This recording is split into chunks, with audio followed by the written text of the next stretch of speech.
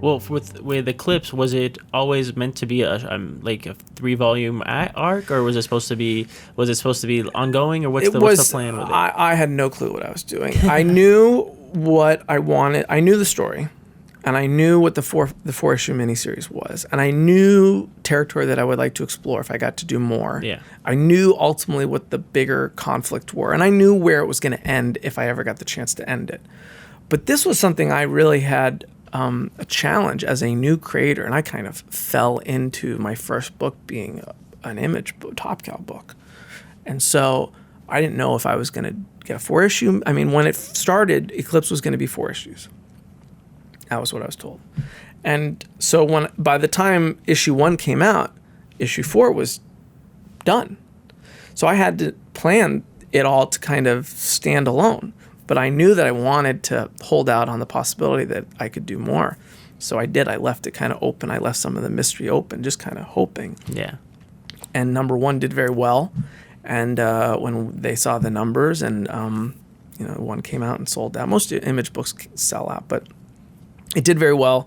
And so Top Cow reached out and said they were down to do more. And so I did, okay, great, did another arc. But I always had this same dilemma, which was this going to be my last arc? And do I call it now? Do I fast forward to the end, or do I risk not getting my ending out there? And I'm a gambler. I play poker, and I just decided to always take the risk. And just so the second arc, I had no clue that was going to be my last arc or not. And I just kind of said, I'm going to tell another arc and continue pushing the characters. I'm going to keep the pace fast, but I'm going to leave it open-ended.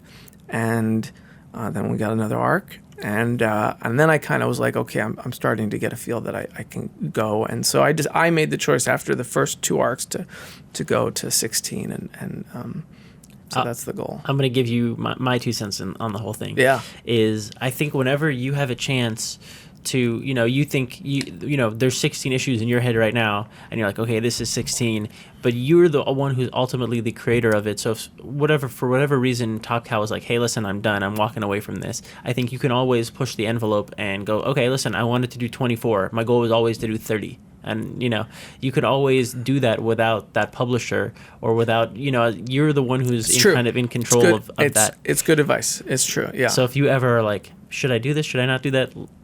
Ask yourself that question, because there's always more projects. We only have so much bandwidth. And I think I'd go into new projects now. I mean, now I have a bit more of I don't know. I feel that now I can go 16 issues, so I can plan accordingly. But I don't have.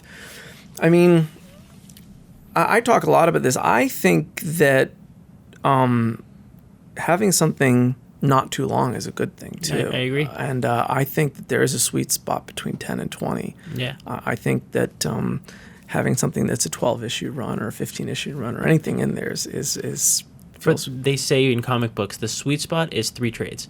Because once you get to that 3rd trade, you stay in comic book perpetuity forever, meaning that retailers will always go back and order 1, and then get 2 and 3 when they run out, then go back and get 1 and 2 and 3, because most of them are just one-shots. Yeah, that makes sense. And so people are like, okay, well, is this something worth investing in? Does it have an ending that I can get behind? Yeah. And that stuff is important for people to be like, okay, you should check this out. It's only 3 trades, so you'll be fine. Yeah. It's not a...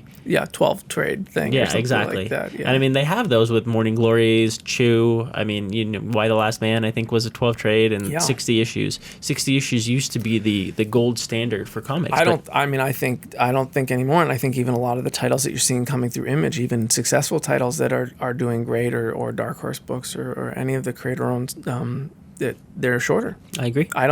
You're not seeing, and look at even Descender. Descender chooses to wrap at, what were they, 36 or 38 or something like that, and they're going to do Ascender. Why not take Descender to 72? Because they feel it too. They feel that there's more value in having Descender and having Ascender. Yeah. And I think 10, 15 years ago, they probably would have just kept going and called it Descender. So.